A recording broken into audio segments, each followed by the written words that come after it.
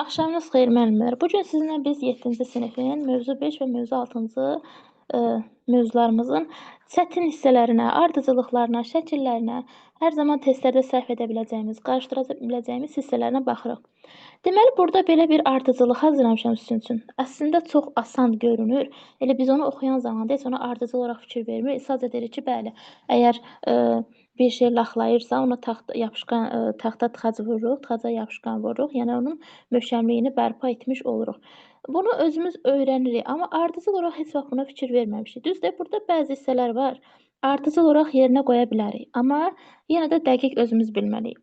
İstədim ki, bu sualı birinci, sanki biz heç kitabda indiyə qədər ardıcıl olaraq buna baxmamışıq axı. Tutalım da, indi biz imtahandayıq, bunu ardıcıl formada bizə veriblər və biz bunu heç ardıcıl olaraq öyrənməmişik. Amma bilirik, yəni necə etməliyik, nə etməliyik bilirik, amma sıralamanı bilmirik. İndi isə baxaq görək, Yetər müəllimimiz tutalım ki, imtahandadır, bu sual düşüb ardıcıl olaraq, ardıcıllığı tapmaq istəyir. Yetər müəllimə, buyurun, baxın, elə bir ki, sualdır, imtahandasınız, 4-cü sualdır. Oldu. Ardıcıl bilirsiniz müəllimə, kitabdan bunu ardıcıl olaraq öyrənmisiniz? Yox, kitaba baxmamışım. Bəli, yəni ola bilər də. Məsələn, keçən il oduncağın rəndə ilə yonulmasını nə müəllimələr ardıcıl öyrətmişdi, nə müdavimlər ardıcıl öyrənmişdi. Yəni bunu heç kəs yalandan deməsin. Mənim qədər ardıcılığa gedən, yəni dərindən öyrədən yox idi. Amma yenə də səhvliklər oldu. İndi orada ya məntiqlə tapmışdılar, ya kitabı çox oxumuşdular, göz yaddaşından bilirdilər ki, aşağı hissədə nədir, yuxarı hissədə hansı sözlərdir. Çünki biz mənə hansısa mövzunu desəniz, məsələn, deyərəm ki, hansısa mövzudan bir sual versəniz, deyərəm səhifə, məsələn, kitabın ortalarında idi, biraz aşağı hissələrdə, 3-cü abzasda hardasa buna qədər demək olur. Yəni kitabı çox oxuyan, kitabla çox işləyən insan onun yerlərini istər-istəməz ayırd edir. Ardıcıllıqda biraz kömək edir bu hissələr. Amma yenə də tam əmin olmaq olmur. İndi müəllimə, buyurun, imtahandasınız, bu sual Hə. düşüb, tapaq cavabı. Buyurun Birinci müəllimə. 3-ü götürərəm, kətilin köntələn tiri çıxarılır. Bəli, 3, 3 gördük, sonra bəli. 2, kiçik ölçü, 3, yox, 5. Mane olmasın. 3 yaxşı, 5-i götürürük müəllimə, Dilin 5. baş tərəfi çərtilir, sonra Bəli, 2. yanınızda vərəq olur. Sonra 3, 5, kiçik ölçülü oduncaq paz vurulur, ondan sonra 4. Paz bir qədər paz varsa, burada da mütləq pazla gəlməlidir. Paz bir qədər tirdən kənara çıxmalıdır. Sonra birinci yapışqan sürtülmüş pazla birlikdə göndərən tir deşiyə gedirir. Altıncı da lap axırıncı çəkicin döyəcinin altını taxta tircik qoyaraq yerinə tam oturulana qədər vurmaq. Yəni mən bunu götürərəm. Yəni həyətdə zadda da yəni işləmişik belə. Bəli, məntiqlə də, həyatla da əlaqələn, yəni həyatda təcrübənizə əsasən bunu tapdığınız ola bilər, amma çox vaxt həyatda təcrübələrimiz bizə aldadır, testdə, kitabda başqa olur. Çox adi, bu çox adi. Bəli, bəli. Deməli müəllimə 352, 416 bizim olur hansı cavabımız? 352, 416 C variantımız. İndi isə müəllimələrimiz aşağıdan qeyd etsin cavabları. Bəlkə də müəlliməmiz səhv qeyd etdi. Birinin belə yerini dəyişsə, sualımızın cavabı səhv olar. Kitaba baxmayan, bu hissəni elə bir düzdə hamımız oxumuşuq. Sadəcə ardıcıl fikir verməyən müəllimələr, indi necə ki müəlliməmiz tapmağa çalışdı, digər müəllimələr də aşağıdan söhbət bölməsindən yazsın, görək müəlliməmiz düz yazıb, yoxsa bəlkə başqa bir variant qeyd olunacaq. Buyurun müəllimə, cavabları yazın aşağı hissədən. Müəllimə, mən yaza bilmirəm, amma bayaq dedim də. Yaxşı, müəllimə, bildim. Aysa, siz də C variantı deyirsiniz. Başqa bir variant varsa yazın. Elə müəllimənin variantı ilə razısınızsa davam edək.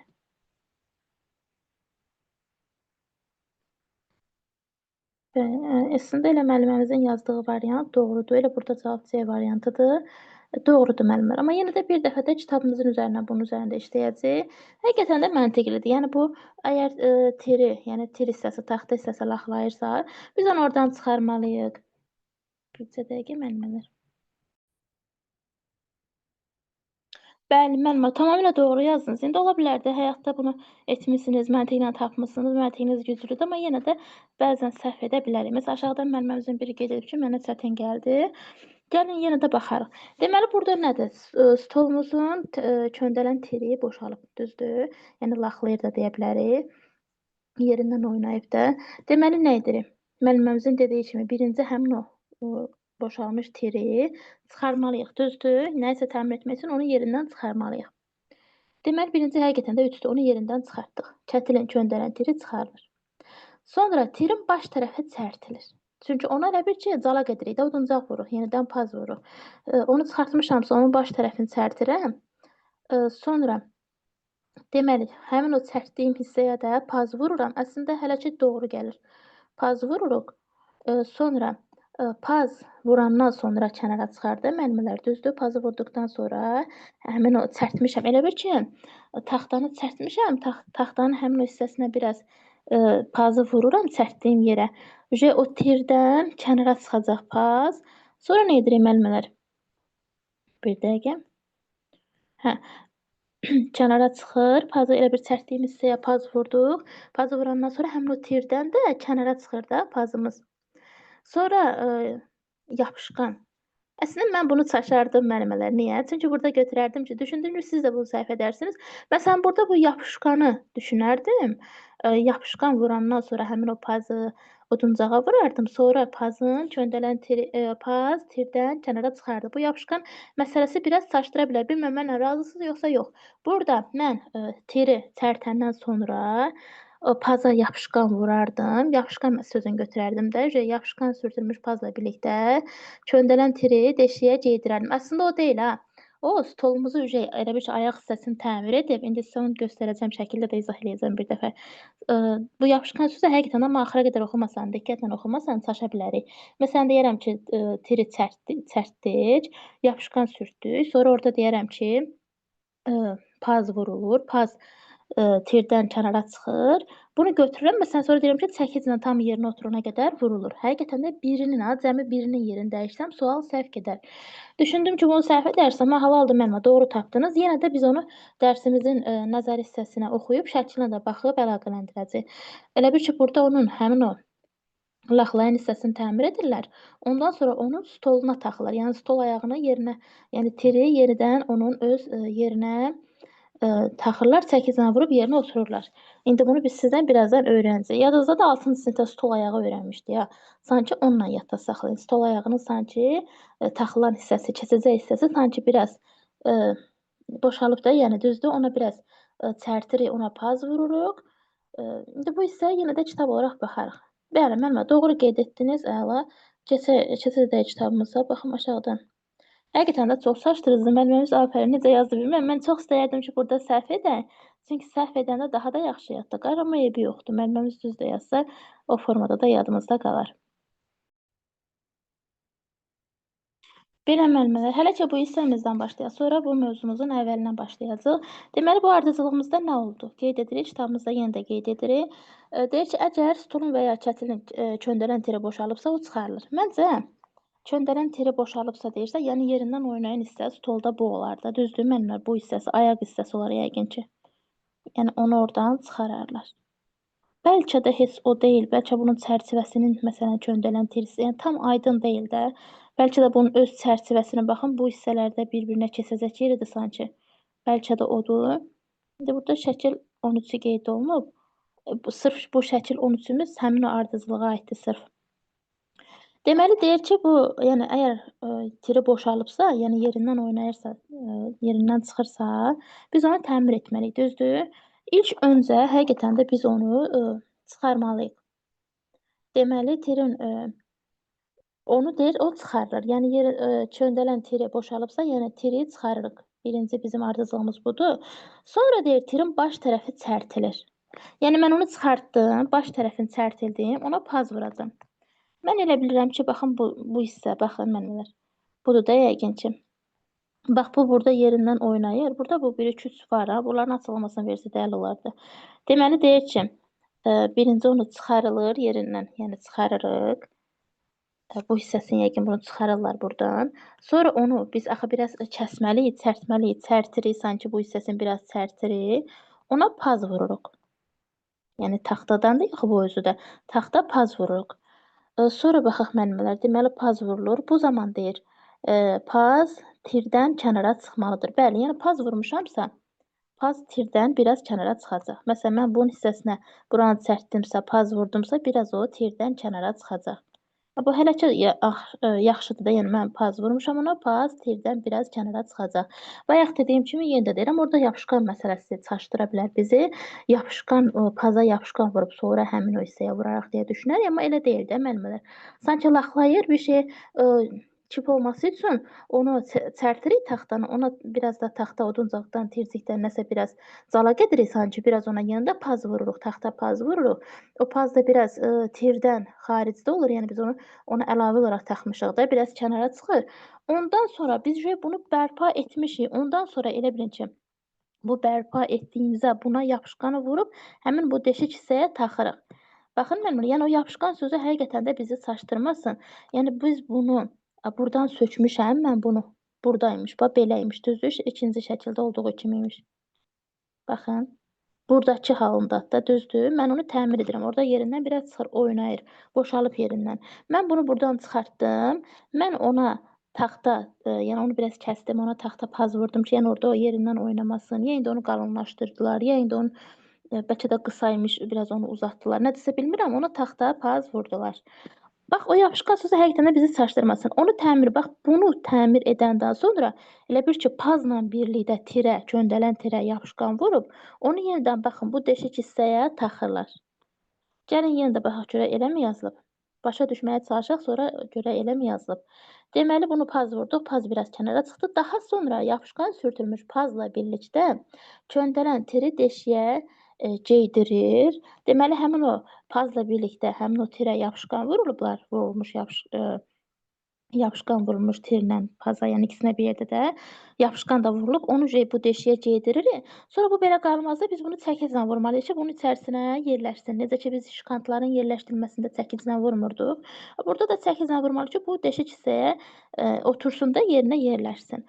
Buradan o tərəfə asandır, yəni deyir ki, daha sonra bu heç, deməli, mebelin səthini korlamaq üçün çəkicin döyəcin altına taxta tircic qoyarıq, yerinə tam oturana dək vurulur. Bu əslində asandır.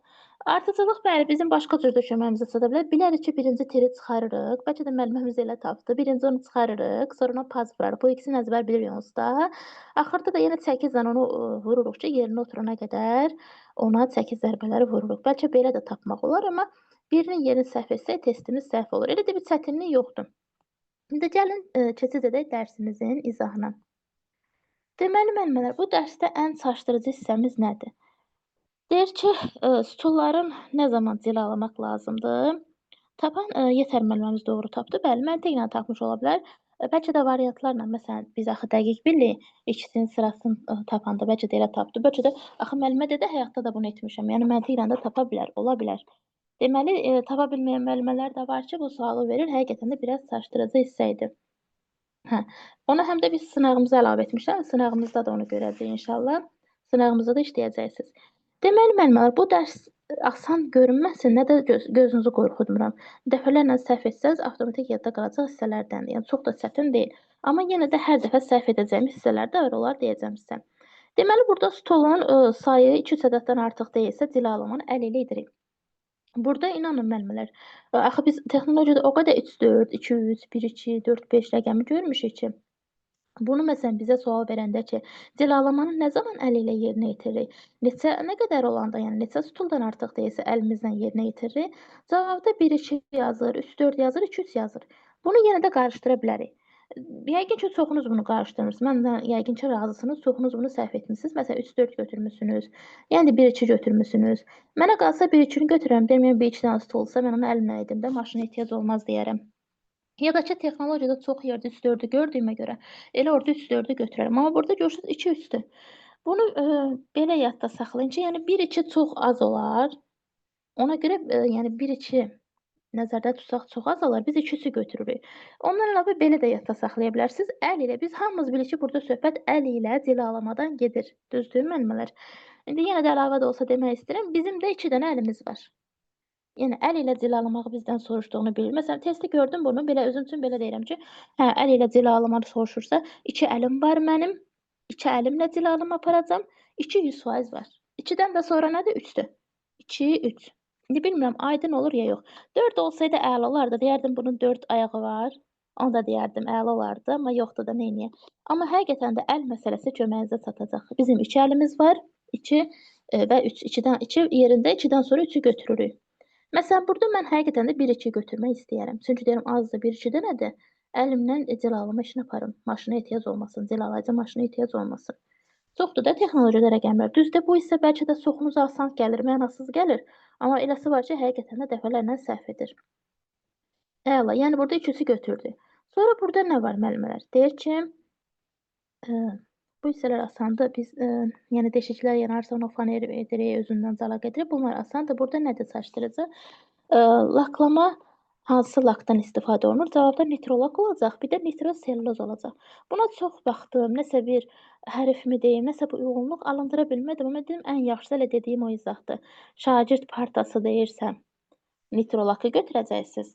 Yəni uşaqlarla əlaqə etmişdik də, nitrolak yeməyi ilə əlaqələndirmişdik. Amma mebel, məktəb mebeli, yəni kitabda olduğu kimi yazır da, məktəb mebeli deyirsə, nitroselluloza götürəcəksiniz. İndi bəlkə fikriniz varsa buyura bilərsiniz. Çünki bu cümlə elə olduğu kimi düşürür. Məktəb mebelinin üzəri nə ilə örtülür deyilir, hansı lakla örtülür? Cavabda nitrolak da yazılır, nitroselluloz da yazılır.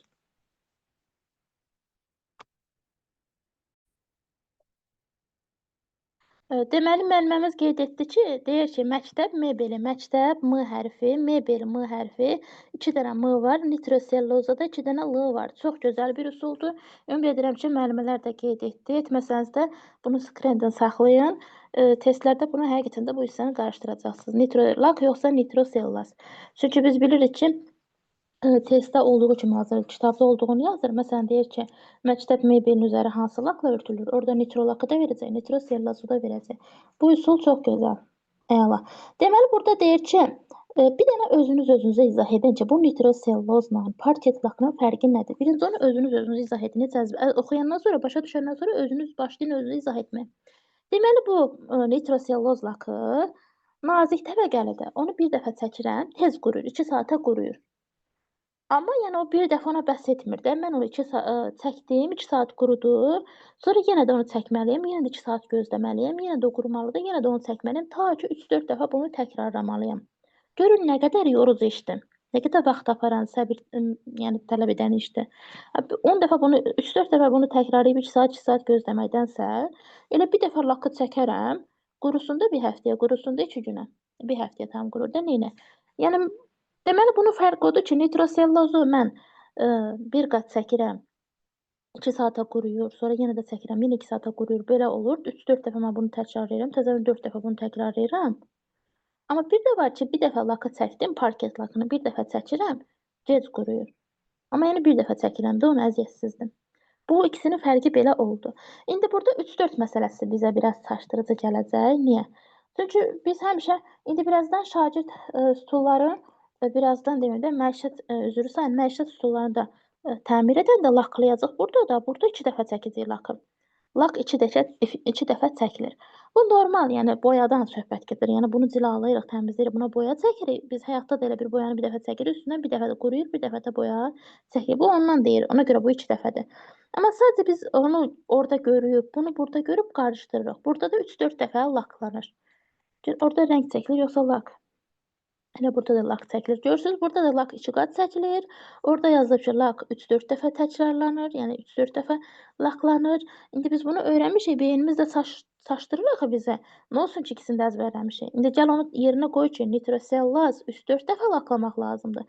Amma məişət stullarını təmir edən zaman cilalayandan sonra onu 2 dəfə 2 qat lak çəkirik. O asandır, onu bilirəm, ona görə bu bizi çaşdırır. 3-4 dəfə laklamaq lazımdır. Amma əzbərləməyək də, başa düşək. Çünki bunun çətinliyi o idi ki, bu nitrosellulozun da elə çətinliyi yaratdığı hissə o idi ki, o tez qurusa da onu 3-4 dəfə biz rəngləyirdik. Baxın mənlər, o bayaq dediyim ayaq məsələsi. Yadda saxlayın ki, stollarda 4 ayaq olur. 4-dən də, yəni 3-4 dəfə elə də yadda saxlaya bilərsiniz. 3-4 dəfə laklamaq lazımdır. Ya da ki, baxın 2 saata quruyur, 2 rey işləndi, 2-dən sonra 3 gəldi, 3-dən sonra 4 gəldi. 2, 3, 4. Bilmirəm nə dərəcədə aydın olur ya yox. Baxın, təxminən 2 saata qurudu. 2 rəqəmi deməli burada ola bilməz. Bir dəfə bu işləndi 2 rəqəmi. Sonra 2-dən sonra nə gəlir? 3 və 4. Deməli 2, 3, 4 rəqəmlərini biz burada eşitdik, öyrəndik. 2 də bilirik ki, 2 saata qurumasıdır. Çünki 2-dən L hərfi var demişdim. 2 saata quruyur. 2-dən sonra gələnlər də 3-dən 4-dür. Məncə bu üsul da bəlkə köməyinizə çatar. Təki siz sevin, çatacaq köməyinizə. Belə. Deməli, indi gəldik parket lakına. Bu bilirsiz nəyə bənzəyir? 9-cu sinifdə laminləmə və kaşirləməyə bənzəyir. O da çox çaşdırıcı. Deyəsən biri 120, 150-dir. Onu da belə baxanda ayırırsan ha bir-birindən. Bilirsən ki, çox olan laminləmədir, az olan kaşirləmədir. Amma indi gəl onu təklikdə tap da. İndi hansı hansıdır? Burada da yazıb ki, 283, birində də 231.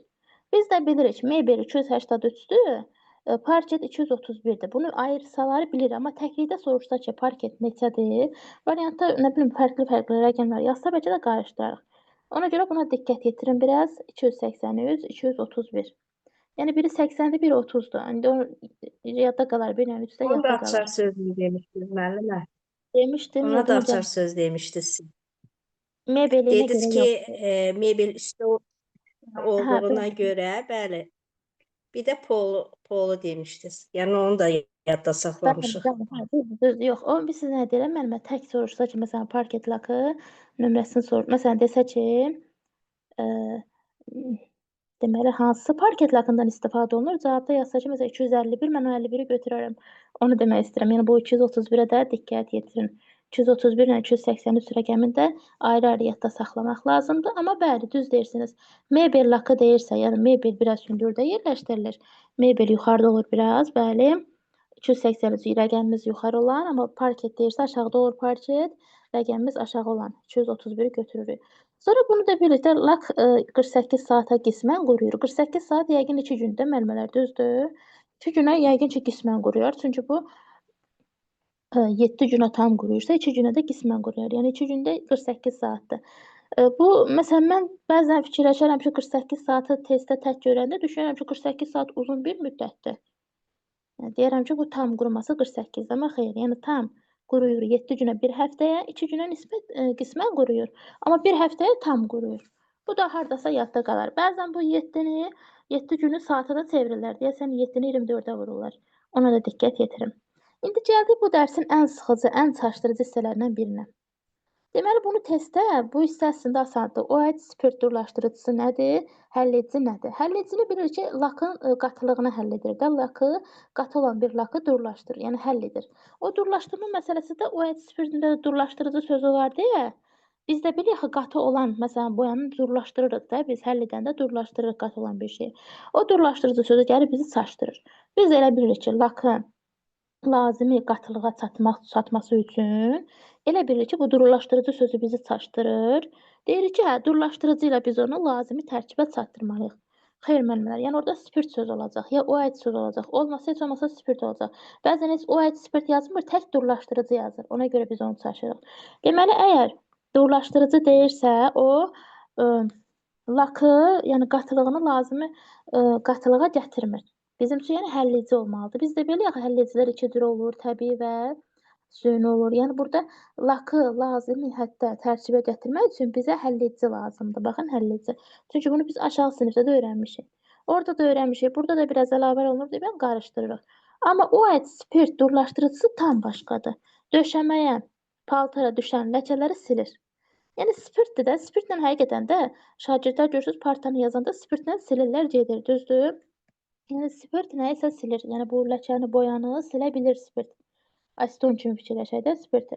İndi müəllimələr burada OH sözünü yazmayacaq, spirt sözünü yazmayacaq, boş yazacaq durlaşdırıcı. Bir dənə ona diqqət yetirin. Yaxşı müəllimlər. Elə fikirləşin ki, durlaşdırıcı D hərfi düşən ləkəni D hərfi silir. D kimi də yadda saxlaya bilərsiniz. Durlaşdırıcı D döşəməyə düşən ləkəni silir də yadda saxlaya bilərsiniz. İndi bəlkə də sizə boş gəlir, amma həqiqətən də bunun test bankında bilirəm ki, testini işləyən müəllimlər bunu səhv edib. Hətta mənim üçün də göndəriblər ki, müəllimə bunu səhv etdi, sual səhvdir. Baxmışıq, görmüşük, həqiqətən də doğrudur. Sadəcə orada bizi çaşdırmaq üçün adın boş durlaşdırıcı yazmışdılar. O aid spirt durlaşdırıcısı yox. Yəni bir var durlaşdırıcı, bir də var həlledici. Həlledici həll edir, qatılığı tənzimləyir. Durlaşdırıcı da yəni onu tam durlaşdırır da, yəni onu təmizləmək üçündür. Spirt durlaşdırıcısı onu təmizləyir. Yəni döşəməyə, nə bilim paltarımıza düşən ləkələri silməyə kömək edir. Bunu dedim, yəqin ki, hardasa görsəniz daha da diqqətli olmağa çalışarsınız. Sonra burada nə var? 30-40 asandır, bunlar asandır. Stul dəsti. Bir də müəllimələr bunu deyir ha. Mən bunu izahda düzdür demişəm ki, zapas stulu olur demişəm 30-40 dənə. Amma stul dəsti budur. Yəni bu hissələri biz rəngləyirik, laklayırıq, təmir edirik axı. Yəni bunun üçün biz onu yəqin ki, bunu ayrıca təmir edirik.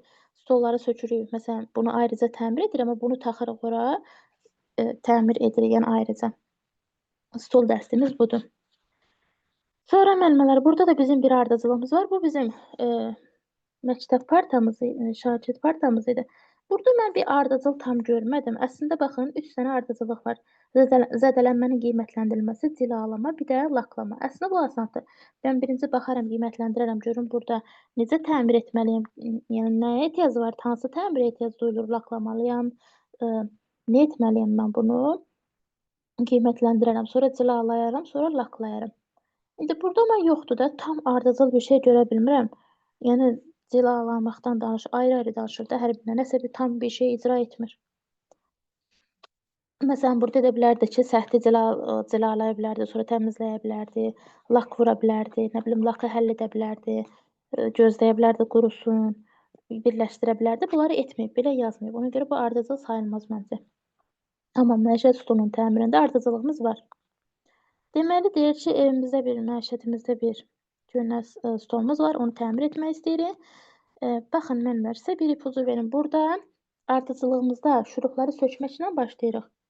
Şurupları açıb stolu sökməklə başlayırıq. Axırda da şurupları bağlayıb stolumuzu yığacaq. Baxın, şurupları bağlayıb stolumuzu yığacaq. Şurup və xırda mismarın köməyi ilə hazır hissələri birləşdirəcək. Bəlkə də ola bilər hansısa bir ardıcılıqda belə olacaq ki, məsələn, birinci cavabda şurupu sökməyə götürəcəksiniz. Bir variant olacaqdır. Məsələn, şuruplar sökülür 5. Məsələn, orada olacaq, məsələn, 12 şuruplar, xırda mismarlar. Yəni onlarla birləşdirərək deyəcək ki, stolumuzu yığırıq. Belə də ola bilər, amma bizi çaşdıra da bilər. Gəlin baxaq. Deməli, bunu əzbərləmədən özümüz üçün belə yadda saxlayaq ki, burada 2 mərhələmiz var. Birinci mən stolu təmir etmək istəyirəm, o stolu sökürəm. Şurup açıram, hər şey edirəm, sökürəm. Sonra onun o taxta hissəsini cilalayıram. Yəni birinci bunun taxta hissəsini təmir edirəm. Bax bu taxtadan olan hissələrin, oduncaqdan olan hissələrini təmir edirəm, cilalayıram, laklayıram, qoyuram qurumağa. O quruyana qədər mən bunu keçirəm bu cırıq hissəsinə, yəni sökülmüş hissəsinə, yararsız hissəsinə. Onu orada görürsünüz, yondular, rənglədilər. Onunla işlər bitdi. Gəldik, bax, burada sökürlər. Görürsünüz, bax, nəsə tikmir. Burada əlinlə darta-darta bıçaqla sökür. Sökür. İndi şəkillər də önəmlidir. Ona görə göstərəm, şəkillərə də baxacaq. Deməli, onu yəni sökürəm ki, təzəsini, təzə parçadan mən onu üz kəsim. Bax, görürsünüz, bizim axırda parçamız budur. Təzə parçamız budur. Görürsünüz, bu da biraz deformasiyaya uğramış parçadır. Bu da təzə parçamız. Həmin buradakı təzə parçamızdır. Bunu axırda edə bilər də müəllimələr. Köhnə parçanı qoyublar həmin bu təzə parçanın üzərinə. Ondan, yəni üz kəsiblər, həmin ölçüdə üz kəsiblər. Ondan sonra üzü kəsəndən sonra müəllimələr, parçanı kəsəndən sonra fanerdən stolların alt hissəsində taxta olur. Bu süngərin altında taxtalar olur, faner olur. Faneri məsələn qoyurlar, bu taxtadır yəqin ki, faneri qoyurlar süngərin üzərinə. Onu süngər kəsirlər. Sonra bunu kəsəndən sonra 200-lü skoçla, baxın müəllimlər, yəqin bu ortadakı 200-lü skoçdur. Bu taxtadır, fanerdir, baxın. 1 ilə qeyd etdiyim fanerdir, 2 skoçdur, yəqin 3 də təzə üzdür. Çünki burada mən aşağıda təzə üzü görürəm. Deməli, ondan sonra təzə üzü faneri skoçla bunlar üçün bir-birinə birləşdirirlər. Sonra baxın, steplərlə, yəni bərkidirlər, sonra indi mismardır, şurupdur, bunlarla bağlayırlar. Gəlin yenə də ardıcılıqla bir-bir baxacaq müəllimələr. Gəlin baxaq. Özümüz üçün başa düşdük də, düzdür, qısa öyrəndik. Yəni əzbərləmədən özümüz üçün öyrəndik ki, bunu edirlər. Birinci onu sökürlər, sonra onu cilalayırlar, rəngləyirlər. O quruyana qədər biz onun faner hissəsini, döşək hissəsini, süngər hissəsini başlayırıq təmir etməyə. Həmin o sökülmüş hissəni, həmin o təmir edirik, çıxarırıq, sökürük. Həmin o köhnə üz əsasında təzədən bitirik. İndi onları yenə də bir-bir məcburam ki, mən sizə oxuyub bir-bir birlikdə yadda saxlayaq. Amma şəkil olaraq da. Çünki bundan indi birazdan Telegramda yadıma salın. Şəklinlə də testlər işləyəcək. Bəzən bunun şəklindən də testlər düşür. İnanmıram imtahana düşsün, amma yenə də baxmaq, şəklə baxmaq daha da yaxşıdır. Məsələn, mən bunu sizə izah edəndə baxmısınız da bu qədər də dərinliyə getməmişdim. Sırf şəkillərdən sonra bu o qədər dərinliyə baxmışıq ki, əslində o yaxşıdır. Çünki şəklə baxa-baxa öyrənəndə dərsi tam öyrənmiş olursan, səhv etmiş olmursan. Həm də ki, baxın bu şəklimiz bizə kömək edir. Baxın bu sonra burada başa düşmək lazımdır. Yəni köhnə üzə. Baxın görürsüz köhnə üz əsasında təzə üzü bitir. Məsələn, o cümləni bizdən soruşa bilər ki, təzə üzü necə olaraq biz bitirik, kəsirik? Köhnə əsasında şəkillə onu görürük. Gəlin baxaq. Deməli, birinci deyir ki, vintasanla, yəni atverka ilə də vintasanla mismarları boşaltmaq və şurupları açmaq, yəni sökürük. Şurupun mismarını açdım mən. Çıxaram, köhnə oturacağım. Boyanın və ya lakın bərabər yaxılması üçün taxtanın köhnə lak örtüyünün sumbata kağızı və cəlaizə maşınması təmizlənməsi məqsədə uyğundur. Yəni deyir, bunu rəngləyəcəyik, boya vuracaq. Eyni bərabər yaxılması üçün biz onu köhnə lakı çıxarırıq. Bu asandır müəllimələr. Deməli, mən stolu sökdüm. Taxtadan, yəni mən bunun döşəkçi hissəsindən, oturacaq hissəsindən taxta hissəsini ayırdım. Taxta hissəsini təmir edirəm. Birinci cilalayıram. Ardıcılda cilalama sözünü gələcəksiniz. Sonra cilalamışamsa, mən buna lak çəkməliyəm. Baxın, deyir ki, lak çəkməyə başlayaq. Yazır ki, 2 qat lak çəkilir. Deməli, cilaladım, sonra 2 qat lak çəkdim. Deməli, üçüncü deyə bu. Birinci sökdüm, ikinci cilaladım, üçüncü lak çəkdim müəllimələr. Laklanmışları qurumağa qoyub, deməli, lak çəkmişəmsə, onu qurumağa qoyuram, bunu oturacaq hissəsini hazırlayıram. Üçüncünü dedi, hələ ki, dördüncü, deməli, 4-də deyir ki, suların bir dəqiqə mənimlə. Bu nələr lazımdır bizə onu deyir. Oturacağın köhnə üzü və süngəri çıxarır. Bəli, mən onu köhnə üzü əsasında təzə üz kəsmək üçün mən köhnəni çıxartmalıyam. Həm də ki, oturacağı mən çıxarmalıyam da, yəni köhnə. Bunu da söküb çıxarıram ki, təzəsini dəyişim, təzəsini qoyum. Deməli, mən köhnə üzü çıxartdım. Köhnə üzü də, süngərini də, yəni açaltı hissəsini də çıxartdım. Köhnəlmiş üzün əsasında təzə parçadan yeni üz biçilir. Baxın. Köhnə üz əsasında təzə parçadan yeni üz biçilir. 5-ci budur.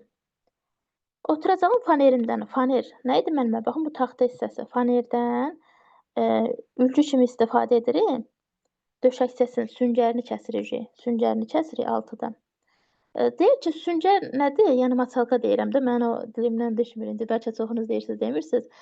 Süngər odur ki, yəni o yumşaq orada hündür olur, rahatlıq verir bizə. Onu da deyir, iti bıçaqla qayçı ilə kəsmək olar. Yəni o da kəsilir. Süngəri kəsdi, yəni fanerdən istifadə etdik də, fanerin sayəsində süngəri də kəsdi. Hər şey hazırdır. Mən təzə üzü kəsmişəm, mən süngəri kəsmişəm. Da bunu birləşdirim də, yəni mən birinci bu stolun oturacaq hissəsini hazırlayım. Sonra onu hamısını stolları yığım birlikdə yığım. Deməli, ikiyüzlü skoç vasitəsilə döşəkçə fanerin, süngər döşəkçə fanerin üzərinə yapışdırılır. Deməli, mən fanerə əsasən süngəri kəsmişəmsə, hazırdırsa, indi həmin o süngəri mən skoçla nəyə birləşdirirəm? Fanerə birləşdirirəm. Deməli, mən fanerin əsasında süngəri kəsirəm, kəsəndən də sonra boş qalmıram. Həmin o kəsdiyimi fanerə birləşdirirəm skoçla. Üzlük, indi bu süngər hazırdır. İndi onun üzünü çəkməliyəm də, düzdür? Süngərin üzərində əyləşmir, yaxud süngərin üzərindən bir dənə də üz olur, üzlük olur. Üzlük deyir, hazırlamış parça deyir, oturacağım üzərində tarım dartılıb hamarlanır. Baxın, bu görürsünüz necə hər tərəfi eynidir, tarım, yəni dartılıb bunu birləşdiriblər. Stollarda yəni hamar olur da səhvdir, bunu bilirik. Deməli, yenə də indi parça var, hər şey hazırdır. İndi həmin o parçamızı steplərin köməyi ilə, yəni oturacağın üzərinə tarım, yəni dartırıq. Bax, bu qız onu tarım dartır bu şəkildə. Oğlan onu steplərin köməyi ilə sancaqlayır. Onu tutmasa onu edə bilməz, tikə bilməz. Deməli, tarım bir dəqiqə mən tarım dartılıb hamarlanır. Bu da düşə bilər, əlavə düşə bilər. Əlimizlə hamarlamalıyıq ki, sonra biz onu birləşdirə bilək. Tarım dartdıq, hamarladıq parçanı. Sonra tarım çəkəndən sonra, hamarlayandan sonra bu şəkilə fikir verin. Onu sancaqla biz nə edirik? Bərkidirik. Steplərin köməyi ilə bərkidirik. 9. Üzülün isə əgər bu heç, yəni biz orada stepləri, step pərsim deyim şeydir, stepin yerinə pərsim yazıb, yaxın vururuq. Biz adi tikiş də tikəndə yaxın tikirik ki, səliqəli olsun, sıxı olsun, etibarlı olsun. Sonra iynə və sapın köməyi ilə oturacağın bütün qatılanan hissələrini əllə tikib səliqəyə sal. Görürsüz, sancaqla vurandan sonra sancaq deyək də, stepə sancaq deyək. Çünki biz həyatda da sancaqla bərkidirik, sonra iynə ilə tikirik də, düzdür? Bunları da yerin qarışdırmayın. Sancaqla bərkidəndən sonra iynə ilə tikirlər. 10. Sonra müəllimlər, mən bunu tikmişəmsə, hazırdır. Bunun oturacağı hazırdır müəllimlər. Oturacaq hissə hazırdır. İndi mən onu stola birləşdirməliyəm. Yəni taxta hissəsinə birləşdirməliyəm. Bu heç yəni yığmaq lazımdır deyir. Bu mərhələdə heç bu mərhələ sözsə lazım deyil. Şurup və xırda mismarların köməyi ilə oturacağın hazır hissələrini, yəni mən laxlamışam, quruyub, bunun döşək hissəsi də hazırdır. Bu 2 dənə hazır hissəni bir-birinə birləşdirirəm. Ardıcılımız burada bitir. Amma ola bilərdi, indi onların ağlından biz oturub durmuruq. Axı indi bu kitabın ardında gəldiyinə görə axırda, yəni laxlayan teri də burada bərpa etmək sözü də ola bilər, amma o başqadır, o başqadır. Bizim ardıcılığımız bitib. Bizə bəlkə mənim çöndələn terim, yəni laxlamır, bəlkə sadəcə mən stolları təmir etdim, bərpa etdim. Yəni o tam ardıcıllıq deyil, ardıcıllıq burada bitir əslində. Digər ardıcıllığımıza da baxdıq. Məncə vaxt itirməyə müəllimələr, keçək digər mövzumuza, bütün enerjimizi o mövzumuza saxlayaq. Çünki o çox çaşdırıcıdır. Amma sevin o mövzunda, açar sözlərlə qısa-qısa öyrənəcək. Burada köndərəl tildən niyə danışırıq? Deyir ki, ayaqları boşalır və qırılır. Yəni köndələn tirləri və ayaqları boşalır, qırılır. Köhnə stolları sadə təmir, yapışqan və pazların köməyi ilə yerinə yetirmək olar. Bir dənə buna da baxın, bu da çox düşür. Deyir ki, köhnə stolların təmirini nə ilə edirik? Yapışqan və taxta pazların köməyi ilə. Heç əzbərləməyin. Bax, bunun üçün danışır da bizə. Yəni deyir ki, yapışqanla taxta paz vurduq. Biz orada yapışqan paz vurandan sonra yapışqanla bir dəfəlik onu nə etdi müəllimələr? Yəni köndələn tiri deşiyə geydirib, çəkicinə vurub yerinə oturdurlar. Yəni həqiqətən də burada bizə yapışqan, bir də paz lazım oldu. Pazı yəni tiri çərtdiyi paz vurduq, yapışqan vurduq, birləşdirdik, yerinə oturdurduq. Ona görə bu cümləni əzbərləyirdik. Həmişə biz testdə də səhv edirdik ki, ay Allah, niyə bu stolun təmiri yapışqan və taxta paz? Hətta yapışqanı götürmürdük, deyirdik, yox, etibarlı olmaz, yapışqan ola bilməz, şurupu götürək. Şurup və mismarı götürürdük. Düzdür müəllimlər? Yəqin ki, bunu səhv etmisiniz. Deməli, bu hissəyə görə cavabımız elə yapışqan və paz imiş. Gəldik digər mövzumuza. Hər il düşür. Düşməyi yaxşıdır əslində. Hər il elə bir şey, elə oradakı sualları əzbərləyə demək olar ki, bu mövzunu öyrənmişik. Deməli, burada nə edirik? Quraşdırma elementlərin olan məlumatların spesifikasiyası. Həqiqətən də mövzumuz çətindir, amma sırf əzbərçilik tələb edir. Yəni, biz bunu tam dərk edə bilmərik. Düzdür, başa düşürük. Nəsə çertejini qururuq, nəsə baxın, quş yuvasını hazırlayırlar. Onun çerteji spesifikasiyası var. Çertej, baxın, bunlarda spesifikasiyamız bu cədvəlimizdir. Yəni, onun haqqında yazılan məlumatlar. Deməli, görək burada bizə nə lazım? Bu cümlənin hər bir hissəsi test sualıdır.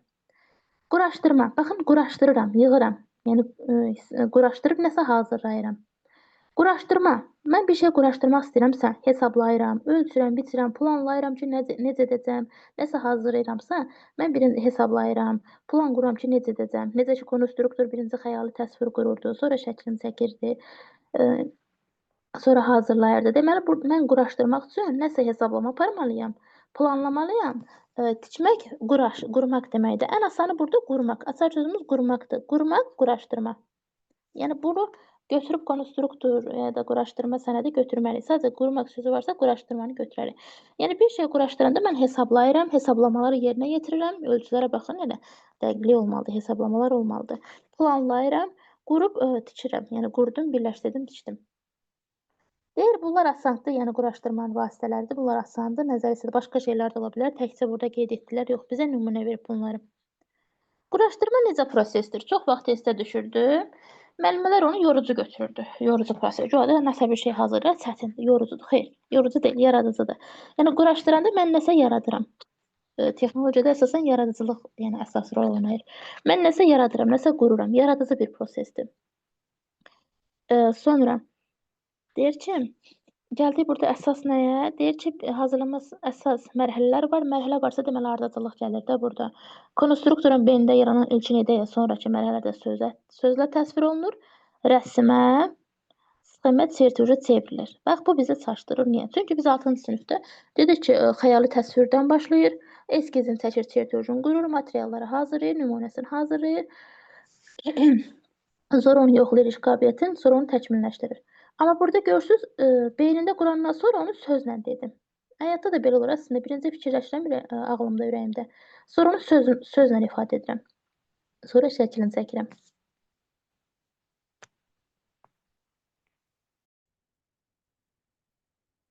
Bəli, bax burada 3 cümlə belə olsa ardıcıl yaza bilər.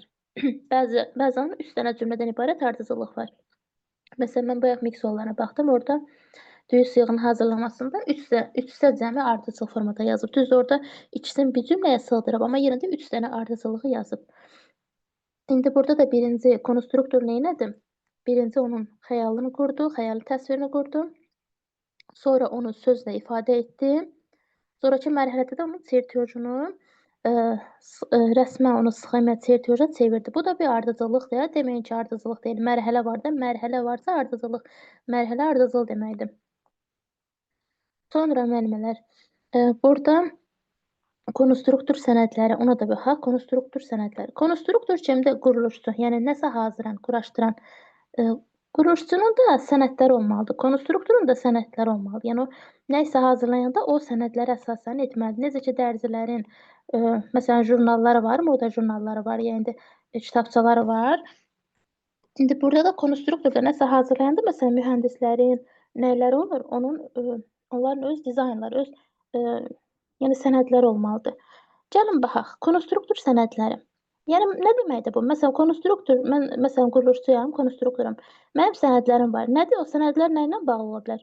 Mən nəsə hazırlayacamsa, ona aid məlumatlar. Məsələn, mən tutam ki, bu quş yuvasını necə hazırlayacam? Məsələn, mən şirniyyat bişirirəm, düzdür? Mənim nəyim var? Kitabçam var. Orada reseptlər var. Hansı şirniyyatı necə bişirəcəm? Reseptlər yazılıb. Yəni bu konstruktorda hər kəsin öz peşəsinə uyğun olaraq onu konstruktorda tutam ki, məsələn, sənədlərində bunlar məsələn təsvir olunur. Orada ya belə şəkil formada olur, ya da yazılı formada olur. Yəni ya qrafiki, ya da ki, mətn formada. Baxın, ya mətn və təsvir. Yəni mətn və təsvir ikisi də ola bilər. Yəni yazıda var,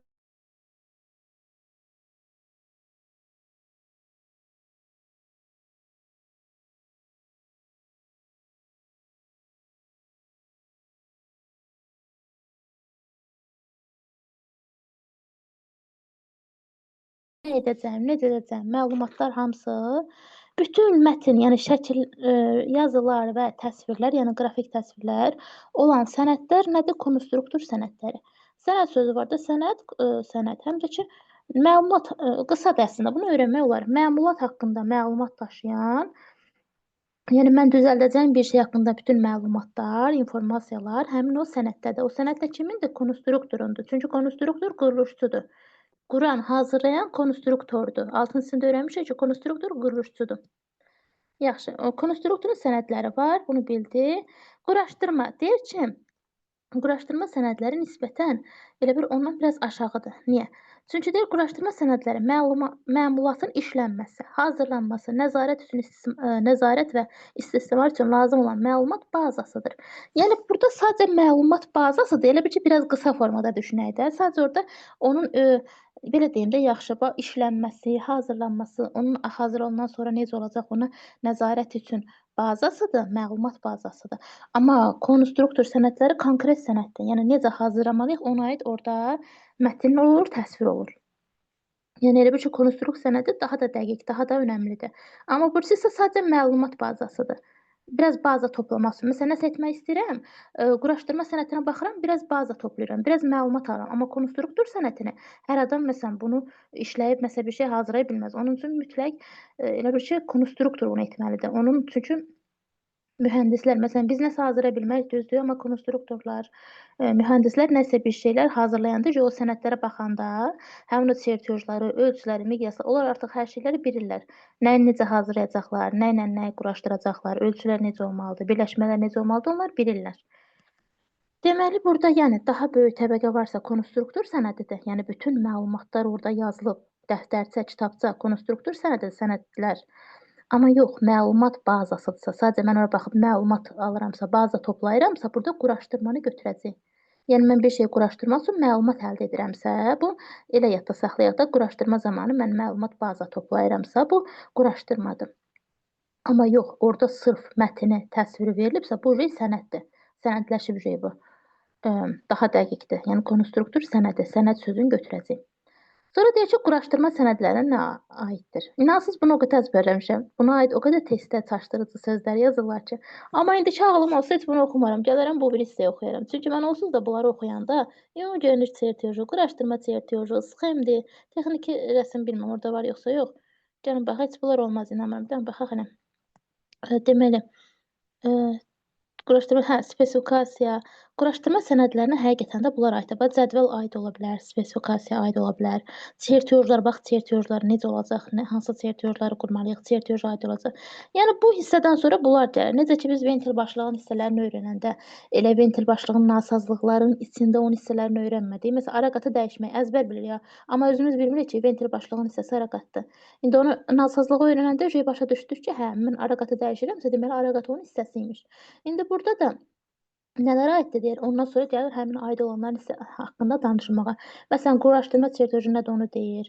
Sonra detalın çertyoju nədir onun haqqında məlumat verir. Ümumi görünüş çertyoju haqqında məlumat verir. Diqqətli olun, bu mövzudan çox sual düşür. Yəni hər il düşürsə, bəlkə bu ildə düşə bilər. Deməli, burada yenə də baxaq. Detalın çertyoju, quraşdırma çertyoju, çertyor sözləri olmalıdır. Spesifikasiya ilə birlikdə ümumi görünüş çertyoju, təlimatlar, sxemlər. Bəli, yəni baxın, burada sənədlər var. Yəni mən necə edəcəm, onlar var. Amma işin icrası yoxdur. Yəni məsələn, texnoloji proses yoxdur, texnoloji əməliyyat yoxdur. Texnoloji keçid işi görürəm, icra edirəm, proses yerinə yetirirəm. Sənəd deyil ki, bu burada bizim etdiklərimizdir sanki. Sanki konstruktorun etdikləridir. Proses, yəni bir məqsədyönlü fəaliyyət, iş icra edir. Amma çertyorda nəsə iş icra olunmur. Çertyor sənəd formasındadır. Yəni burada quraşdırma sənədində, sənədlərdə nə olur? Çertyorlar olacaq, nə bilim, spesifikasiya olacaq, ümumi görünüş çertyoju olacaq, sxemlər olacaq. Yəni onu biz o sxemlərə baxıb necə hazırlayırıqsa, onu bizə sxemlərdə nə idi mənbələr? Təlimat göstərir də, bizə göstərişlər olur. Sxemdə üzrə qarşılıqlı təsir olacaq. Sxemlər olacaq, təlimatlar, yəni göstərişlər olacaq. Baxın, sənəddir. Sənədə baxıram, orada mənim göstərişlər olur. Məsələn, mən evim üçün tam ki televizor almışam. Onu işlədə bilmirəm də, düzdür? Mən onu nə edirəm? Kitabçasına baxıram. O kitabçada görürsünüz, onun şəkilləri olur, sxemləri olur, yazılı hissəsi, mətni olur. Həmin orada göstərişlər olur, təlimatlar, sxemlər, onun çertyoju məsələn indi o çertyor soyuducuya aid olmasa da, televizor olsun, soyuducu olsun, aid olmasa da əlaqələndirmək istəyirəm. Yəni orada onun haqqında məlumatlar yazılır ki, onu necə istifadə edəcəm, necə tənzimləyəcəm, necə quraşdıracam, o məlumatlar yazılır. Amma o burada işin icrası, texnoloji proses, texnoloji əməliyyat o işə aiddir. Yəni iş görən zaman etdiklərimizdir. İndi onlara da baxacağıq. Sonra bu dərsin yaralı yeri nədir? Burada sözləri yazıblar, amma qırmızı hərflə yazmadıqlarında testdə sarılır. Siz onun altına qırmızı karandaşla xətt çəkirsiniz. Deməli, deyir, detalın çertyoju, onun təsviri hazırlanması üçün lazım olan ölçülər və digər məlumatları əks etdirir. Mən 100% and içirəm ki, siz bu cümləni oxumursunuz. Başlayırsınız bunu oxumağa, düzdür? Bir də mən də hazırlaşan zaman ancaq onu oxumuşam, bu qırmızı hərfləri. Deməli, altına xətt çəkirik. Detalın çertyoju nədir? Onun təsvirini, hazırlanması üçün lazım olan ölçüləri və digər məlumatları əks etdirir. Bəli, çertyorda ölçü mütləq olmalıdır. Deməli, burada açar sözümüz ölçünü götürəcəksiniz müəllimlər. Test işləyəndə birazdan detalın çertyoju görəndə cümləni heç oxumayacaqsınız, cümlədə ölçü sözünü axtaracaqsınız. Altına mütləq xətt çəkin. Yazın ki, ya da dəftər tutun, yazın ki, detalın çertyoju, xətt çəkin, yazın ölçü. Açar sözümüz varsa biz orada ölçü açar sözümüzdür. Cümlədə ölçü sözü varsa çertyoju götürəcəyik. Deməli, nə isə təsviri, yəni çertyojun qururamda hazırlanması üçün lazım olan ölçülər və digər məlumatlar əks olunur. Baxın, bu çertyojda nə var? Gəlin bir dəfə də belə göstərim. Bu çertyojdur, düzdür? Çertyojda nə var? Ölçülər. 190, 180, 200, görürsünüz müəllimlər? 170 ölçülər var. Yəni burada bu çertyojda bunu hamımız bilirik, düzdür? Çertyojudur. Deməli, çertyojda nə var? Ölçüləri də şəkildə gördük ki, həqiqətən də ölçülər var. Ölçü bizim açar sözümüzdür. Ölçü varsa çertyoju götürəcək. Yadıma salarsınız, buna biraz baxarıq, bu şəklə də biraz baxarıq. Əslində ehtiyac yoxdur, bir yan divar, altılıq, ön hissə, amma yenə də baxarıq buna da. Deməli, bir də ki, miqyaslar da biraz biz mütləq axırda imtahana az qalmış. Gələ miqyaslarda sizdən soruşum şifahi. Məsələn, deyim ki, quş yuvasının hazırlanmasında miqyasımız nə idi? 1-1-ə. Çox vaxtı birin birədir, indi birin içi olanlara diqqət yetirərik axırda, hansıdır onu öyrənərik. Deməli, burada altına xətt çəkdikdə, yəni ölçü sözü varsa, detalın çertyojunu götürdük. İndi gəldik, deyir ki, quraşdırma çertyoju. Bir var detalın çertyoju, bir də var quraşdırma çertyoju. Bu çox düşüb. Məsələn, bundan əvvəlkilər düşüb, bəlkə düşməz, amma düşüb də. Deyir, biz nə zaman quraşdırma çertyojunu işləyib hazırlayırıq? Yəni, məlumat bir neçə detaldan ibarət olur. Biz onu birləşdiririk, qururuq, quraşdırırıq. Jün quraşdırılmasının çertyojunu yığıb hazırlayırıq. Biraz saçdırızdı, amma yenə də yadda qalır. Yəni, bir neçə detal varsa, baxın, bunun görün nə qədər detalları var. Bir neçə detalları var, onları birləşdirmək üçün, quraşdırması üsulu üçün, quraşdırması necə olur, onun çertyojunu işləyib hazırlayır. Bir var tək çertyoj. Məsələn, burada görürsünüz, tək-tək yazılıb, ölçüləri verilib. Ölçü, bax, çertyojdur, detalın çertyojudur. Amma quraşdırma çertyoju, baxın, elə fikirləşin ki, bunların hamısı. Yəni, burada onun bir neçə detalı var. Onları necə birləşdirəcək? Onların sanki birləşdirmə üsulu işlənib, hazırlanır quraşdırma çertyojuna. Yəni, quraşdırırıq da, bir neçə detalı quraşdırırıq, qururuq, quraşdırırıq. Quraşdırma çertyojuna məlumatın detalların bir-biri ilə birləşdirmə üsulu və ardıcılığı göstərilir. Bu da düşür. Qırmızı hərflə yazmayıb deyə. Bunu da görməzdən gəlir. Yəni, lazım deyil də. Onsuz da bu dərsdə nə qədər qırmızı hərflər var, bir də bunu öyrənməyə deyirəm. Amma öyrənməliyik, testdə var. Deməli, quraşdırma çertyoju məlumatın detallarının bir-biri ilə birləşdirmə üsulu və ardıcılığı göstərilir. Bəli, mən nəsə quraşdırıramsa, necə quraşdırmalıyam? Hansı ardıcılıqla etməliyəm? Bunu bilməliyəm, düzdür? Mən bayaqları stolları təmir etdim, ha. Onları axırda ardıcılıqla quraşdırdım. Onları ardıcılıqla quraşdırmadım mı? Necə gəldi quraşdırdım, yoxsa ardıcıl? Təbii ki, ardıcıl. Yəni, baxın, o da elə buna aiddir də, o da bir quraşdırma prosesidir. Düzdür, o hazırlanan bir şeyi təmir edir, amma yenə də, məsələn ki, özümüz bir stol hazırlayırıq. Onu rəngləmişik, döşək hissəsini hazırlamışam, axırda yığıram. Yəni, quranda nə edirəm? Onun birləşdirmə üsulları, məsələn, nə ilə nəyi birləşdirdim? Hansı ardıcılıqla etdim bunu, ona baxıram. Yəni, quraşdırma elə belə olmur ki, mən ardıcılıq olmalıdır. Yəqin aydın oldu. Quraşdırma çertyoju necə oldu? Nə olur quraşdırma çertyojunda? Bir-biri ilə birləşmə üsul və ardıcılığı, yəni detalları. Nə olsun ki, mən detallar çoxdur, onları birləşdirirəm, bu quraşdırma çertyojudur. İndi onun necə olmalıdır, onu deyir bizə. Quraşdırma çertyoju deyir ki, bir-biri ilə birləşdirmə üsulu və ardıcılığı göstərilir. Yəni, bu çertyojda necə birləşdirəcəm, hansı ardıcılıqla birləşdirəcəm, o göstərilir. Harda? Quraşdırma çertyojunda. Adına baxın, quraşdırma, qururlar ücəyi. Məmulata daxil olan bütün detallar spesifikasiyada sadalanır. Bu asandır, düşə bilər, ağlımızı çaşdıra bilər, amma həqiqətən doğrudur. Məlumatda nə varsa spesifikasiyada daxil olunur. Baxın, sayı, miqyası, materialı, ön divar bir dənədir, yan divar 2 dənədir. Görürsünüz, hər şey burada qeyd olunub. Yəni, spesifikasiyamızda qeyd olunub miqyası. Hər bir şey spesifikasiyada qeyd olunub, sadalanıb. Doğrudur. Detalların quraşdırılması çertyojundakı nömrələrlə spesifikasiyadakı nömrələr eyni olmalıdır. Bəli, bu da çox düşür. Məsələn, deyir, fikirlərdən hansı yanlışdır? Bunların hər birinin tərifini yazır. Bir də yazır ki, məsələn, quraşdırma çertyojundakı nömrələr spesifikasiyadakı nömrələrlə eyni olmalıdır. Bəli, təbii ki, eyni olmalıdır. Yəni, orada olan məlumatlar spesifikasiyada qeyd olunubsa, eyni olmalıdır. Ayrı niyə olsun ki? Sonra ümumi görünüş çertyoju. Bəli, bax, mən bunu izahda da izah verəndə bilirəm ki, baxmısınız. Buna elə bir səhvdə yanaşmışam. Demişəm ki, bu asaddır, adından da məlumdur, ümumi görünüş çertyoju. Yəni, onu ümumi baxanda gördüklərim, onun ümumi qarşılıqlı əlaqəsi. Mən baxanda bilirəm ki, bunun iş prinsipi nədir, ümumi görünüşü nədir. Məsələn, quş yuvasının şəklinə baxdım, çertyojuna baxdım, ümumi görünüşünə baxdım. Bildim ki, onun nədir, nəyin quruluşudur. Sonra onun iş prinsipi nədir, hansı, nə üçün istifadə olunur. Qarşılıq əlaqəsini bildim ki, məsələn, bu ön divarla arxa divar qarşılıqlı əlaqəsini bildim. Əslində asandır, ümumi görünüş çertyoju asandır, amma yenə də miqdə düşmüşdü, doğru fikirləri yazın, tapmaq istəmişdi. Mən bunu elə belə izah etmişəm, elə belə yox, yəni asan demişəm deyə çox üzərində dayanmamışam, açar sözlər deməmişdim.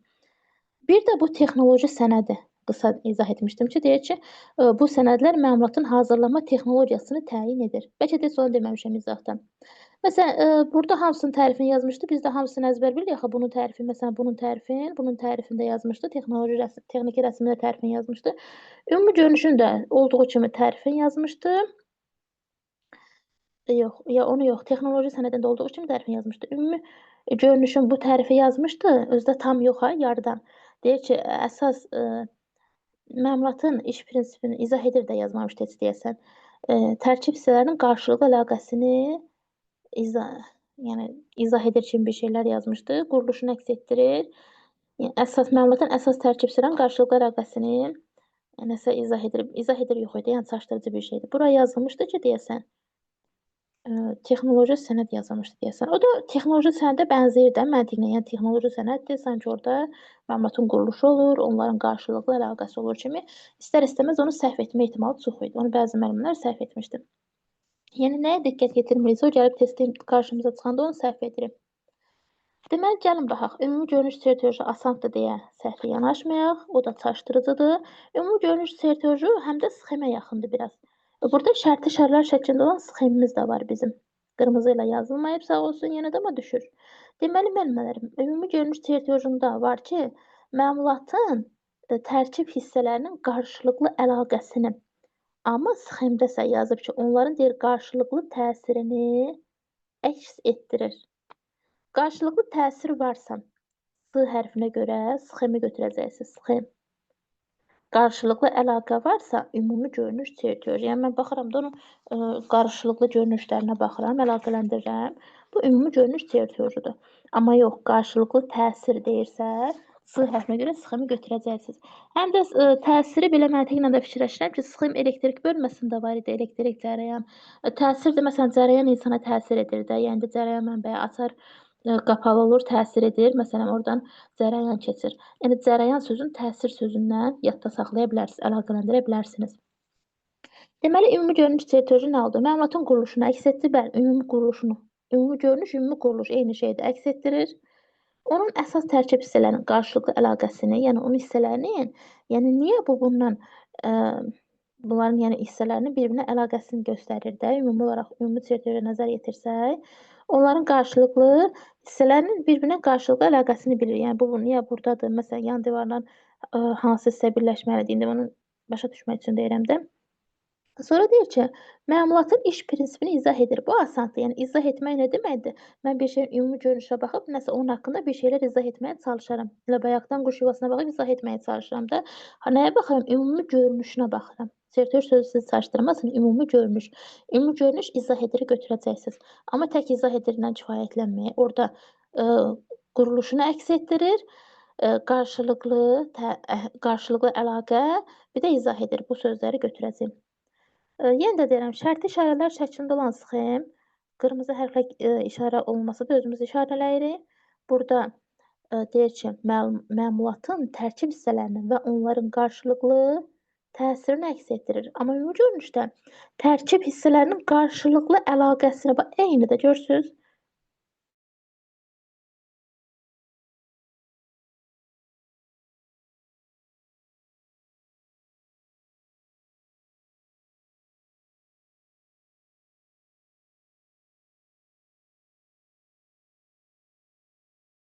Sanki elektrik cərəyan təsir edir kimi yadda saxlaya bilərsiniz. İnanın ki, mən bu testi işləyəndə, yəni bir dənə də səhvim çıxmır bu mövzuda. Çünki mən bu sözlərlə tapıram. Bax, təsir sözünü görürəm, deyirəm, elektrik cərəyan tok vurdu, təsir etdi. Görürsünüz? Təsir deyirəm, S hərfi, sxem. Əla.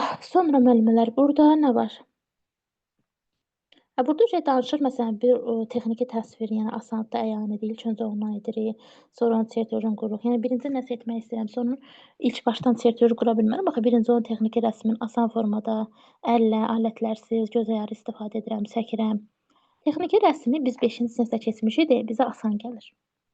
Texniki rəsmin adı dəyişilib burada. Yəni orada texniki təsvir eyni şeydir. Təsvir rəsm eynidir. Yəni bir var təsvir, bir də var rəsm. Texniki təsvir, yəni bir həcmli idi, üç tərəfli idi, asan anlaşılan idi, əllə çəkilirdi, göz ayarı çəkilirdi, alətlərdən istifadə olunmurdu. Eyni sözləri burada da yazıb. Deyir, bütün məlumat və pəstahlar müəyyən texnoloji proseslərin yerinə yetirilməsi nəticəsində hasil olunur. Proses nədir? İş icrası olunur. 5-ci sinifdə biz texnoloji prosesi nə demişdik? Məlumatın ilk alımdan son halına qədər onun üzərində gördüyümüz işlərin nizamlı ardıcılığı, düzdür? İndi burada da mən nəsə hazırlayıram da. Nəsə hazırlayıramsa bir proses olacaq, texnoloji bir proses olacaq. Deməli, mən nəsə hazırlayıramsa mənim bir məqsədim var. Məqsəd yönlü bir fəaliyyət göstərirəm. İstehsal prosesi, nəsə istehsal edəndə o istehsal etdiyimin, həmin o prosesin bir hissəsi olub. Mən bir əşyanı, bir əmək əşyanı dəyişdirirəm və onun vəziyyətinin müəyyənləşdirilməsi üçün məqsədyönlü fəaliyyətdir. Yəni texnoloji prosesdə açar sözümüz məqsədyönlü fəaliyyəti götürürsünüz. Məqsədyönlü fəaliyyət. Bir də əmək əşyası. Əmək əşyasının dəyişdirilməsini də götürə bilərsiniz. Məsələn, yenə deyirəm, biz 5-ci sinifdə texnoloji proses nə dedik? Məlumatın ilk halından son halına qədər. Yəni məsələn, bir parçadan bir don tikirəmsə, onu ilk halından sonuna qədər etdiyim proseslər, işlər ardıcıllığı texnoloji proses idi. Düzdür? Mən parçadan don tikməkdə nə edirdim? Mənim bir məqsədim vardı. Bir parçam var idi, pəstahım var idi. Mən deyirdim bu pəstahdan, bu parçadan paltar tikəcəm.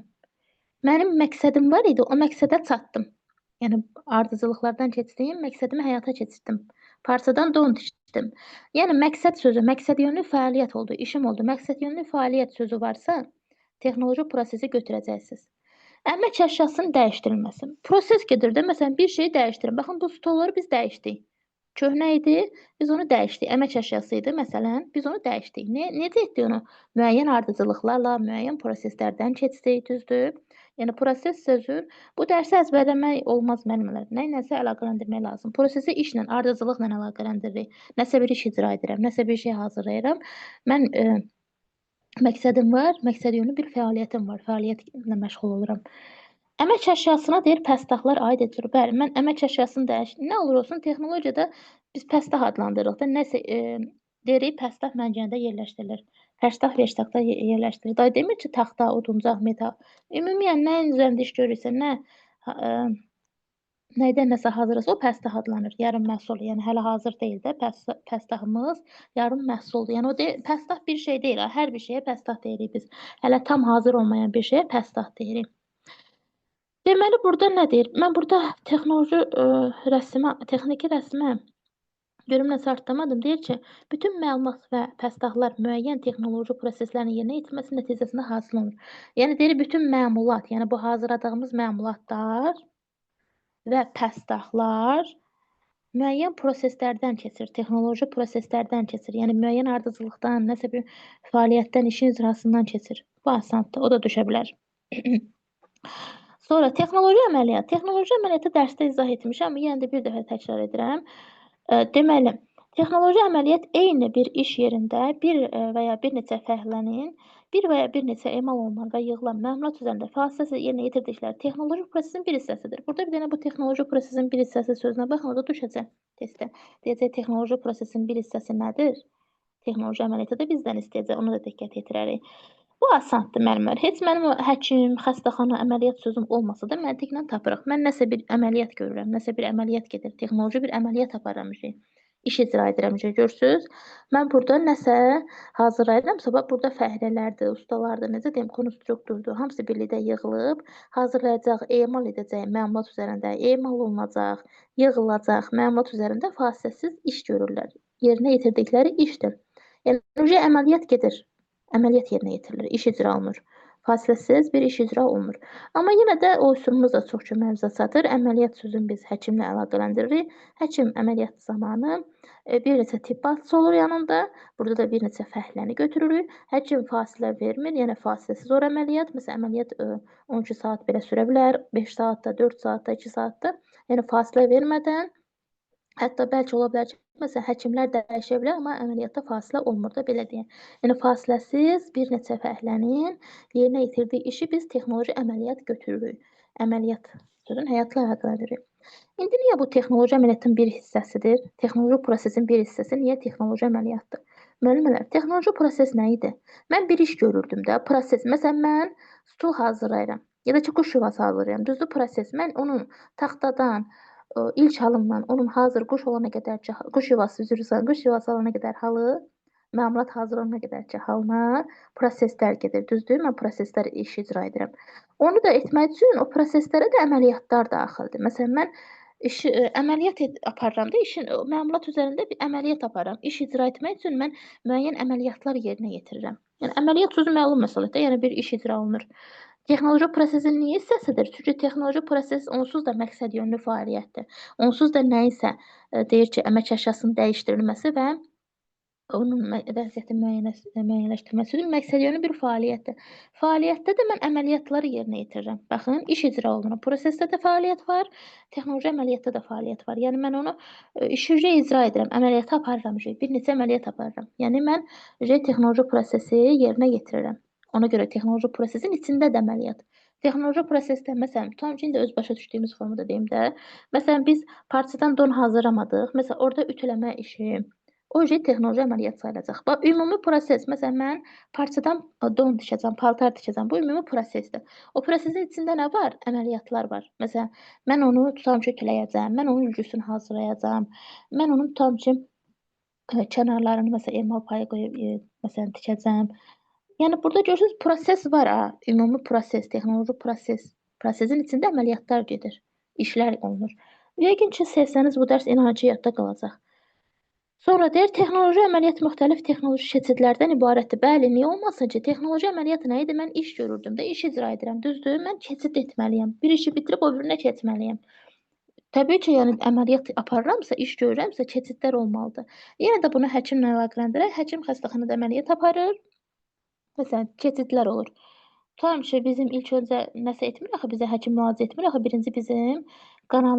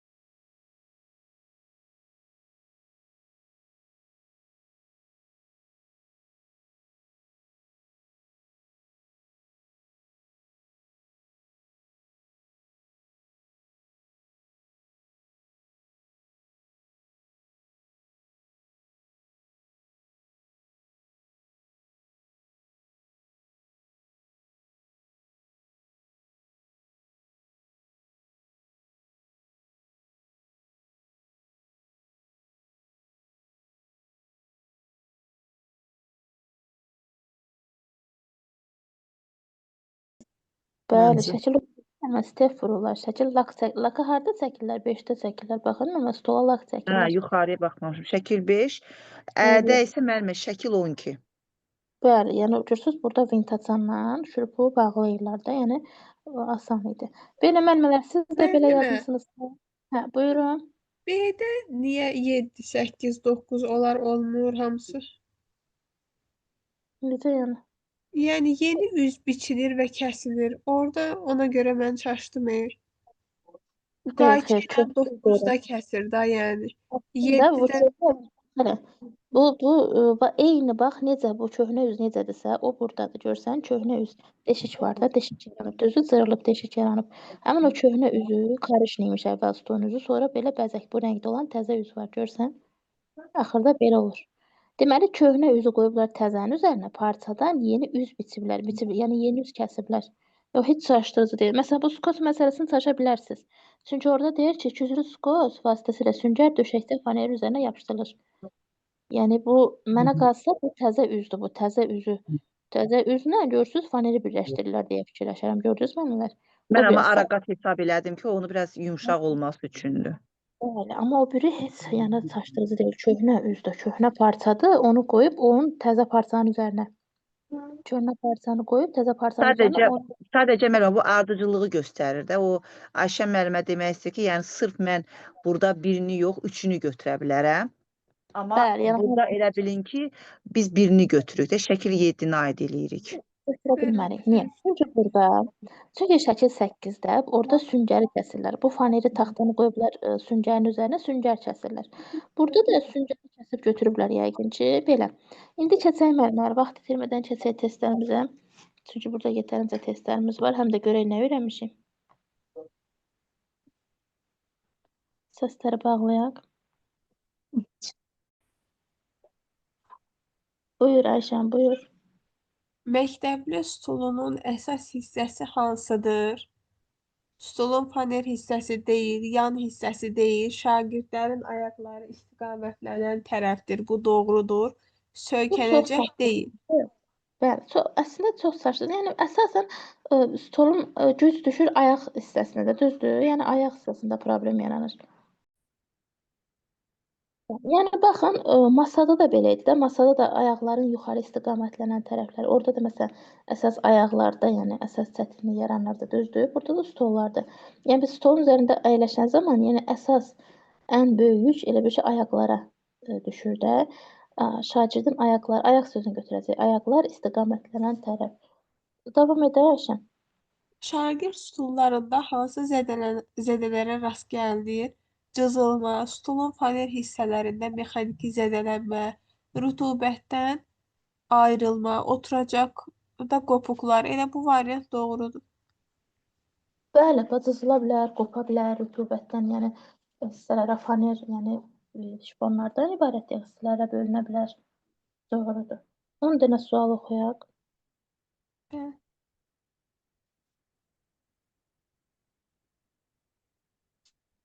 Cızılmış stulu necə təmir etmək olar? Bunu adi cilalama ilə həll etmək olar. Cilalamadan sonra stulun səthində deşiklər qalarsa, bu zaman nə etmək lazımdır? Yapışqan tökülür deyil, trişkələrlə örtülür deyil, taxta çəkic deyil, onlar kiçik faner hissələrindən istifadə etməklə bağlamaq lazımdır. D variantı. Üzündən Stulun- faner, doğrudur. Faner Bəli. taxırıq. Stulun Sonra- təmiri zamanı hansı yapışqan növlərindən istifadə olunur? Epoksit pava yapışqanından istifadə olunur. Taxta elementləri üçün istifadə olunan yapışqan. Bəli, yaxşı, bəs bu yapışqanlar təbiidir yoxsa sintetik? Sintetik. Bəli, çünki peyvanı biz demişdik ki, sintetikdir, kazein demişdik təbiidir, doğrudur. Taxta detalları yapışdırmaq üçün epoksit pavadır. D variantı. Doğrudur. Məktəb mebelin üzəri hansı lakla örtülür? Məktəb mebeli, bax, Nitroselluloz. nitrosellozda da 2 dənə L var. Düzdür, burada nitrolak yazmayıb, amma yenə də testdə ola bilər. Bəli. Sonra Nitrosellulloz lak və ev temperaturunda təxminən neçə saata quruyur? 2 saata. Bəli, dedik ki, L, 2 dənə L hərfi var, nitrosellüloz qoşulana samit var. Həm də yəni tez quruyur, 2 saata quruyur, doğrudur. Stulu neçə dəfə laklamaq lazımdır? 2 dəfə laklayırıq. Bəli, məişət stolunu 2 dəfə laklayırıq, amma bu nitrosellüloz lakını neçə dəfə çəkirik bəs? 3-4 dəfə. Bəli, 3-4 dəfə təkrar bunu çəkirik. Sonra Əgər çox təbəqəli laklama çətinlik yaradırsa, hansı laklardan istifadə etmək olar? PF 283, 231 parket və mebel laklarından B variantı. doğrudur. Xanım müəllimə buyurun.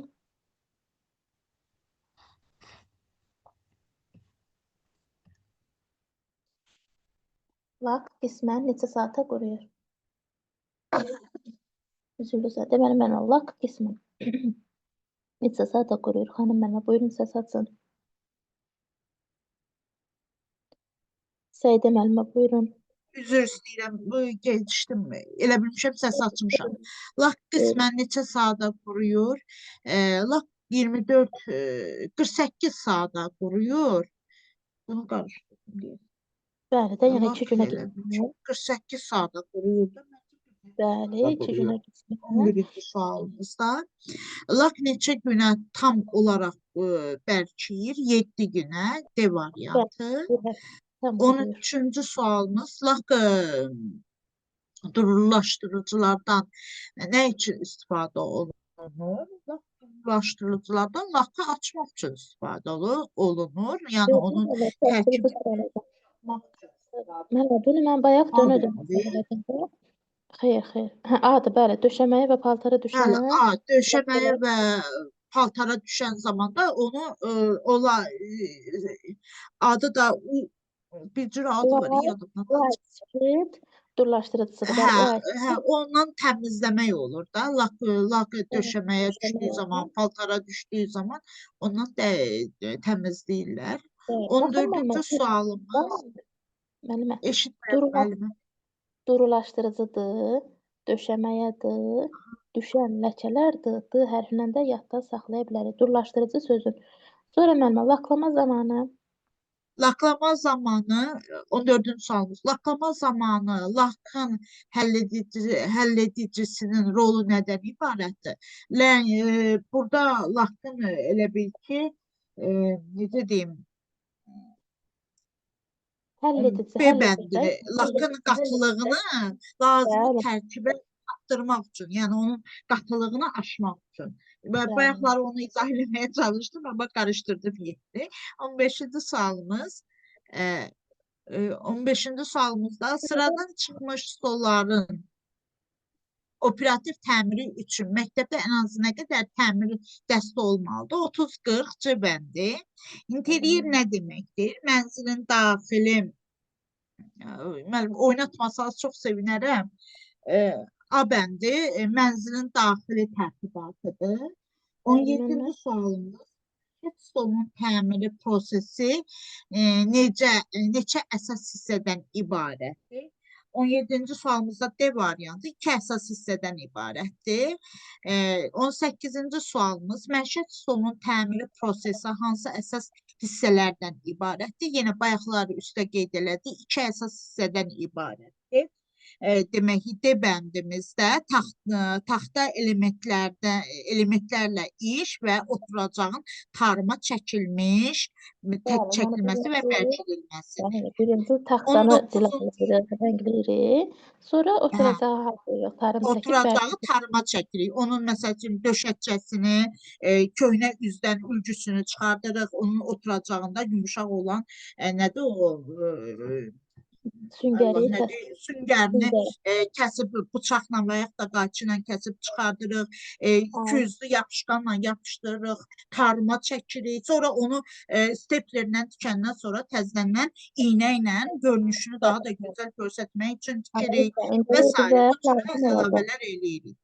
19-cu ardıcıllıqdır 19, amma sualımızın yarı hissəsi digər səhifədə qalıb. İndi baxaq görək burada